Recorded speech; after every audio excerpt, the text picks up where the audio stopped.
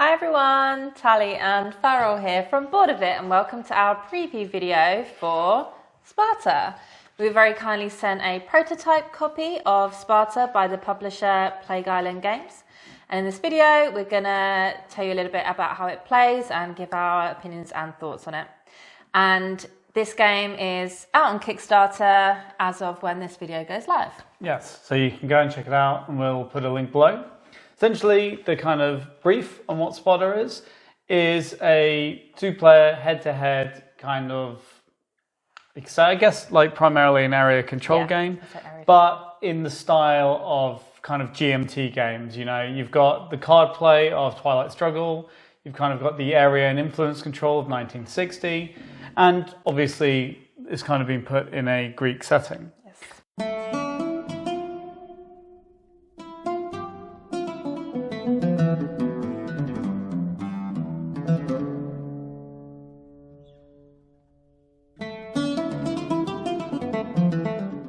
Welcome to Sparta.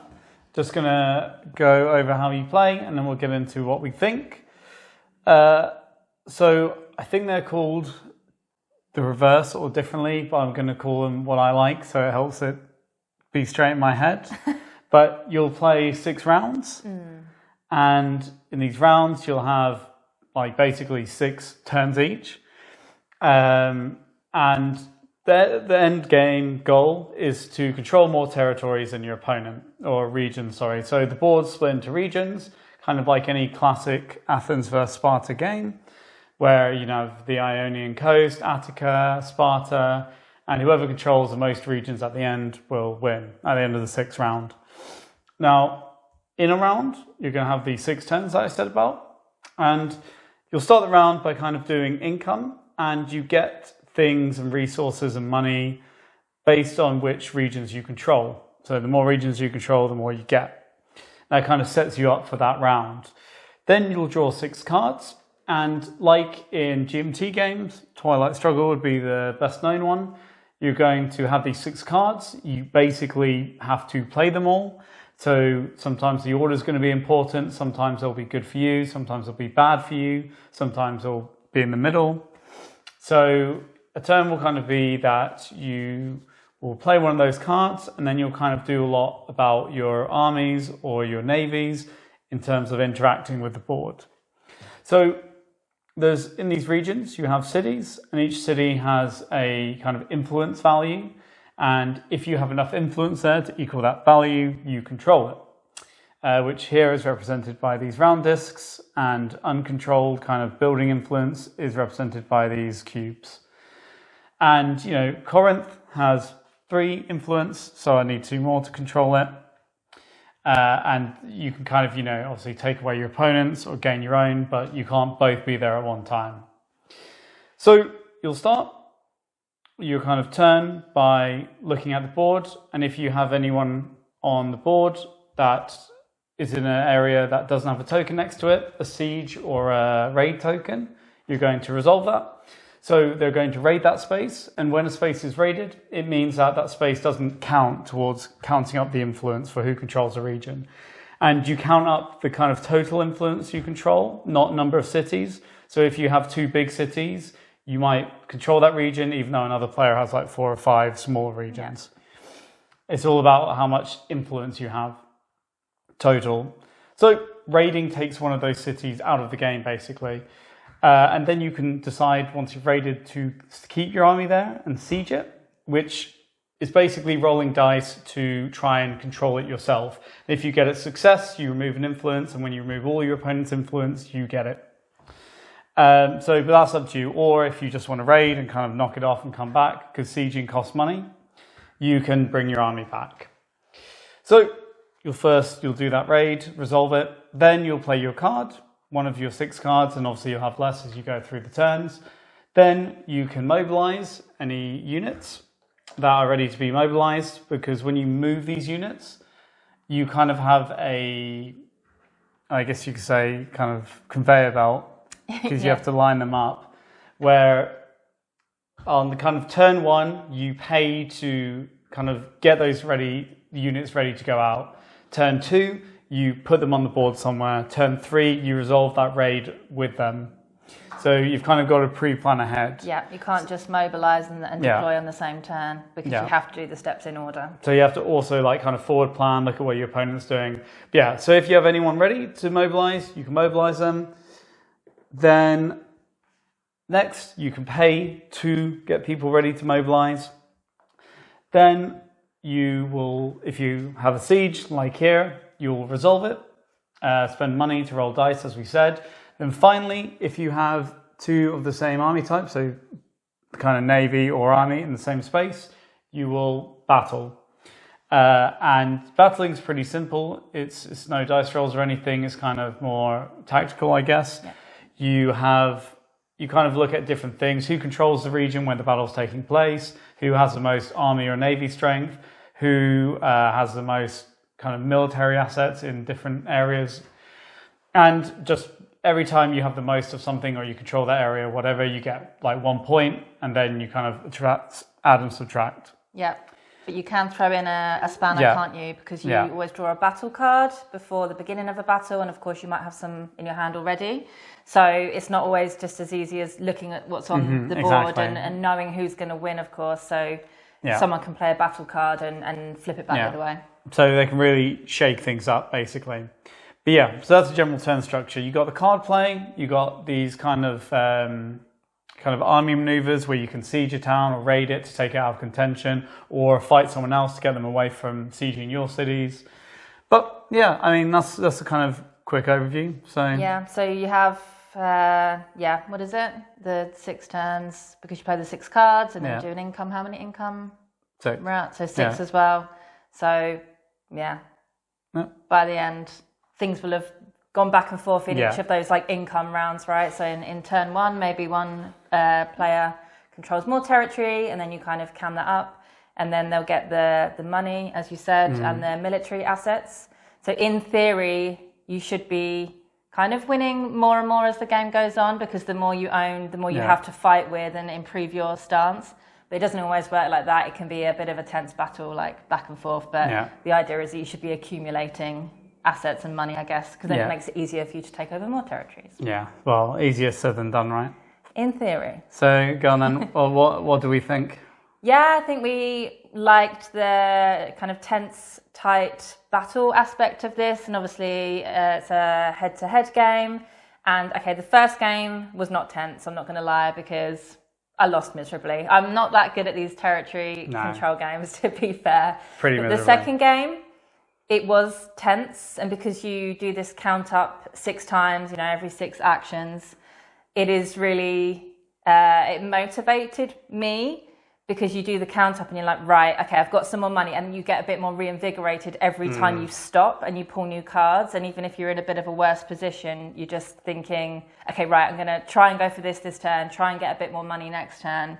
So because you kind of stop every time, for me, I liked the kind of like reset point almost. Yeah. And then you could like go back in again and try a different tactic or try to take over different territories. I think it was full of interesting decisions. You could let your opponent just kind of raid and take over some of your territories. Maybe they have less influence, and maybe they just want to get one more influence in that region to take control. But because it's quite hard to mobilize and deploy, and like you said, you have to plan it, it's not always as easy as just stopping them, right? So you have to have someone ready, pretty much. Exactly, but that costs money, which you could be spending doing something else. So it was always a really interesting decision for me to say, you've come to my town, you've come to my gaff to try and raid everything. So annoying. Should I try and stop you, or should I just go after your space because you can't be in both places? Yeah. So you're always having to weigh up the risk reward and the pros and cons, and maybe you just need one more influence to kind of take control of that region somewhere else. So then you just say, do you know what, I'm just going to let you take that one because I need to focus my efforts somewhere else. So you're always kind of recalculating based on the new board situation. Yeah. I also personally found it maybe a little bit less complex than those kind of GMT games that you mentioned. just because the card play element, you don't have to make a decision about whether you play it for value points, like in those games, or the action. You literally just play it for the actions. That kind of takes the decision away. The only thing you have to decide on is if it gives you, some of them say like send envoys to a certain region, but sometimes you can choose and you might choose that, but some of them just tell you what to do, right? Yeah. So it's more about deciding in what order you play it, and you could try to take over a territory right at the beginning of your turn and play that card. But then that gives the opportunity to your opponent to then take it back, because sometimes you're like, well, I'll just do that right at the end. Exactly, that's a good point. And not be able to do it. And of course, like you said, some cards are negative for you, but you basically have to play them. There is a mechanism to kind of discard cards out of your hand, but it's quite hard to do. And you almost don't want to, because you have to spend the resource that lets you kind of boost the cards a lot of the time. So it's like... Yeah, maybe not worth it. Also, there's not so many that you might as well just kind of tank it, I think. Yeah, exactly. But it's like, should I play that at the beginning of my turn, just get this bad thing out of the way, so then I can try to recuperate by the time you come to that next sort of territory check point? Or do I leave it right to the end, because then I'll understand the state of the board a bit better? So yeah, it's just quite a lot of interesting decisions. So yeah, to bounce off what you were saying, I think your first point, I liked that it kind of organically created these like battle situations where just one round suddenly, I don't know, what do we have? Thessaly would be like where everyone was going for, and we'd just have like all these wars erupting there, and it'd be really like hard fought battle, and then for whatever reason the next turn it would move somewhere else to the Peloponnese or something. And I quite like the organic kind of like tough fighting in like one region to gain control. Then it makes it interesting. Some of the cards will like double the value at the end of the game of regions, but maybe only one player. So then it's like, should you just let them have it, or should you take it away even though like it means more to them or you? And then, exactly. So, and I found it really interesting, some of the regions that have the like more towns. Like you said, you could just take over one city there, which is worth 3 influence points. Or you could go for volume and actually take over 3 towns or 4 towns, even though the opponent might control like the main city in that region, but you could still have overall control. So it's like about balancing. Should I just try and take over that one city because it's worth a lot, or just go in for volume if the kind of card play supports you in doing that? So I think just before we get to maybe some of the things that we weren't so fond of, just to point out that this is a prototype, so it's like the dice, for example. At the moment, we're just using normal dice, but these are going to be kind of custom dice, because you don't really use the numbers. You have successes and fails and like blanks. So there's going to be like custom dice in this. Then I think, I mean, some components are kind of subject to change. I think things will be tweaked here and there. I don't think anything major will change, but some of the leaders might be tweaked, some of the rules. Than we've been playing with as well. But actually one thing as well is quite nice, because to kind of send an army or a navy into battle, you have to have a leader, and these leaders have powers. I think they make quite an interesting choice as well, because sometimes you're like, right, I'm going to use this leader to siege, kind of back to what you're saying, because he has a siege power, but then you kind of send someone out and I'm like, I mean, he's not really great for that, but do I want to stop you, or should I just go with what I was doing? Exactly, So, okay, so moving on to, I guess, some of the things that didn't like, or maybe not even didn't like, but should be aware of, is that because when you're sieging, you have to pay for it, and you have these dice rolls, and that determines if you succeed or fail. That could be something that some players don't like, right? Because you could spend almost all the money you make in a round trying to siege the same place over and over and just fail every time. And, you know, in a kind of a hard-fought knife point strategy game, maybe that's something that some people won't like. Didn't really bother me too much. I don't know about you, but it's just to be aware. And also I found the battle cards are a bit swingy as well, that they can really actually, you could play one if you're in the right position that suddenly like completely flips it, if you know what I mean. So that can be something that... I guess I kind of liked that because it was more dramatic though, because I was usually on the losing side, let's say. So for me that felt nice, that I feel like I could play one to get an edge back almost, because I think without it, you could just see on the board who's going to win the battle. So I think it's nice that they're sometimes a bit swingy and dramatic, because otherwise I think it would be a bit flat. Yeah. Because you could just calculate from looking. So another thing as well is that, again, not necessarily negative, but something to be aware of, or that didn't really, didn't like, but because it's easy remedied.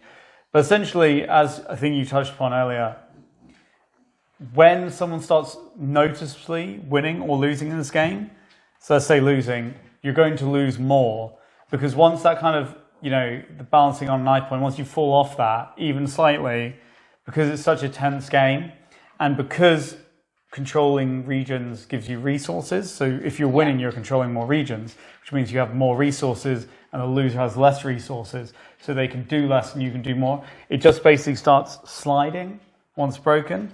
And what I would have liked to have seen is basically another endgame trigger, because there's only one, get to round 6. Yeah. Because you can have a game of this where it's round 4 or 5 and you're like, well, I mean, it's over. Like, what's the point of playing on? It would be nice to have that alternate condition. But I did speak to the publisher and they basically said, actually, so, I mean, I think it's always difference of opinion, that they originally had that. Okay. And apparently people didn't like to be told that they'd lost. So I think they might put it in as an optional rule to be like, if this is how Makes it is, sense. then you can consider it like done. Yeah. So that's fine. Then I think you had something as well that you... Yeah, just again, not negative, and I actually think it's really great in a way, but just again, something to be aware of, and just something that I maybe struggled with a bit in the beginning. So all of the kind of player guides and the terminology is very historically accurate, which is great. I like that. I like to learn new things, but it did mean that I struggled to get into it in the first game, to be honest. And maybe that's just totally me.